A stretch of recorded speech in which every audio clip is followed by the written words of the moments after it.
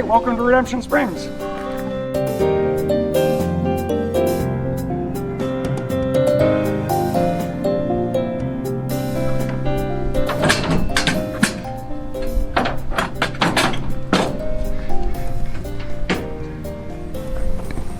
So welcome to our cow herd. This is our breeder herd of our beef cattle. These are called Red Devon cows, which have a super cool history. But this is the main herd that we're constantly rotating across ground. You can see the polywire that we keep them in. And we put them on new land every day. So we're going to get ready to move them here real soon. But they're the first ones through. We bring them through, they eat all the grasses down. We bring the chickens in behind them to eat the grasses lower, to scratch through all the manure. And then we'll bring in our meat birds on top of that once the grass has been knocked down to really dump a lot of fertilizer into them. So Red Devons are just a super cool breed.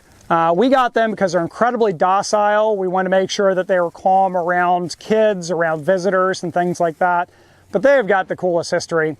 These are the first cows ever to come into America in 1623 on the ship Charity. They brought in a bull and 2 cows in. They brought them in because these are really unique cows. They are tri-purpose. You can eat them, you can milk them, and they make excellent oxen. They go 7 miles an hour versus most beef or most cattle breeds would go about 5 miles an hour pulling a cart. So they're a lot faster than most of the breeds. In fact, if you look at oil paintings from the Oregon Trail, you'll see red cows with white horns with little black tips on them. She's a really good representation there. And they were primarily used even at that time frame. Williamsburg, Virginia, in their historical recreations, keep Red Devons as well. These have just been part of American culture since the very beginning. So they are a great cow, tri-purpose. They could do everything a cow could do with a single breed. They also were great scrub cattle. They could go into forested land, eat the leaves off the trees, eat the scrub, the underbrush in there, and thrive in that environment. They don't need high quality grasses to do really well.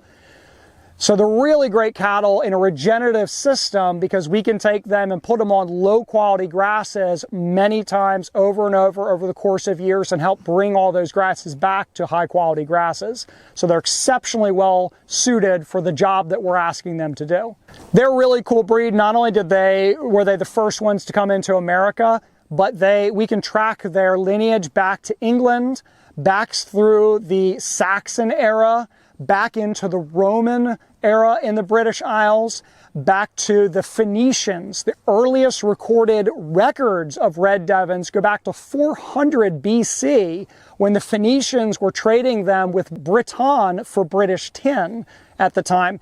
And they were pulling them from the Mediterranean region, from northern Africa and from the Israel side of the Mediterranean. That was where they lived at that time. Anecdotally, we can trace them back to 5,000 years ago.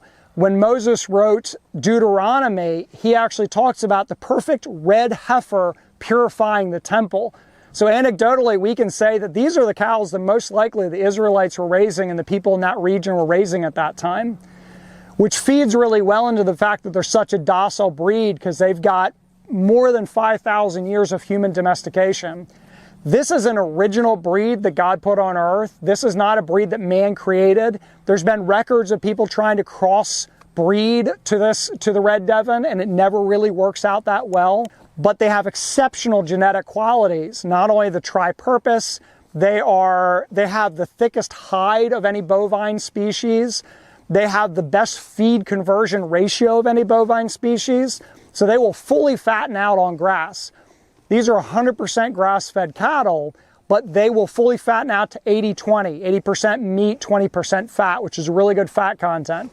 Not as fat as your really fatty grain-finished, but also not super lean like most of your grass-fed cattle.